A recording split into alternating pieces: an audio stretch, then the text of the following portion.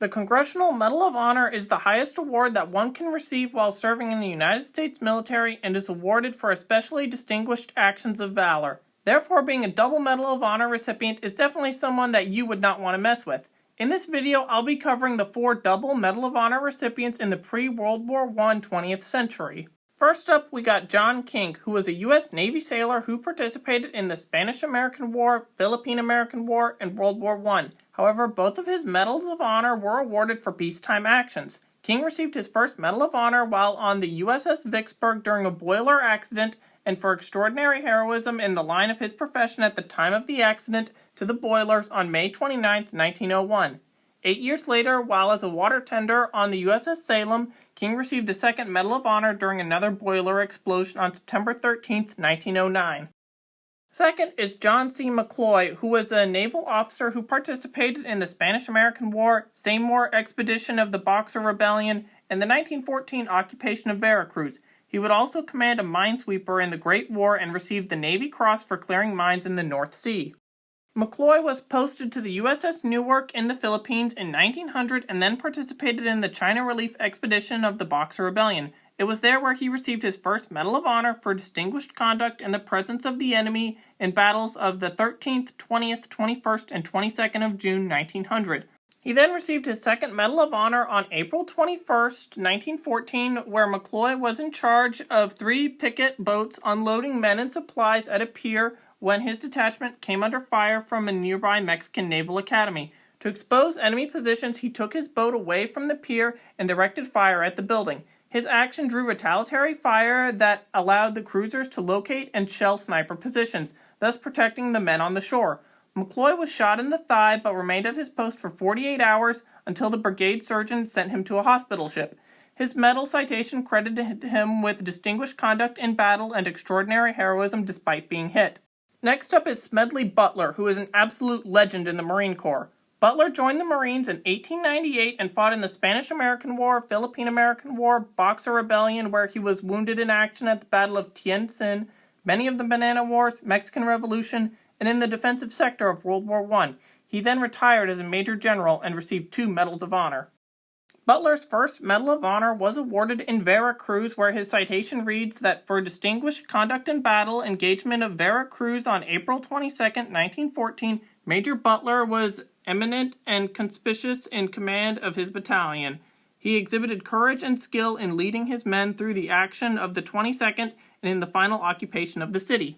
Butler's second Medal of Honor was awarded for actions in Haiti the next year in 1915, where his citation reads that for extraordinary heroism in action as commanding officer of detachments from the 5th, 13th, and 23rd Companies and the Marines and Sailor detachments from the USS Connecticut, Major Butler led the attack on Fort Riviere, Haiti, on November 17, 1915. Following a concentrated drive, several different detachments of Marines gradually closed in on the old French bastion fort in an effort to cut off all avenues of retreat for the Cacos rebels, reaching the fort on the southern side where there was a small opening in the wall. Major Butler then gave a signal to attack, and Marines from the 15th Company poured through the breach, engaged the Cacos, took the bastion, and crushed the Cacos resistance. Last and definitely not least on this list is Dan Dailey, aka the Fightin'est Marine. Dailey's military career also starts with joining the Marines when Dailey enlisted in 1899 just after the end of the Spanish-American War. He saw action in the Boxer Rebellion, Philippine-American War, several of the Banana Wars, and in the Western Front during World War I. Dailey's first Medal of Honor was awarded for his actions in the Boxer Rebellion, where he single-handedly defeated 200 Boxers with a machine gun, saving many civilians and diplomats, with his citation stating that the President of the United States of America, in the name of Congress, takes pleasure in presenting the Medal of Honor to Private Daniel Joseph Dailey, United States Marine Corps, for extraordinary heroism while serving with the Captain Newt Hall's Marine Detachment, 1st Regiment, in action in the presence of the enemy during the Battle of Peking, China, on August 14, 1900. Like Butler, Dailey's second Medal of Honor was awarded for his role in Haiti in 1915, and his citation reads that Gunnery Sergeant Daniel Joseph Dailey, United States Marine Corps, for extraordinary heroism in action while serving with the 15th Company of Marines, 2nd Marine Regiment on the 22nd of October, 1915. Gunnery Sergeant Dailey was one of the company to leave Fort Liberté, Haiti, for a 6-day reconnaissance mission. After dark on the evening of October 24th, while crossing the river in a deep ravine, the detachment was suddenly fired upon from 3 sides by about 400 Cacos rebels concealed in bushes about 100 yards from the fort.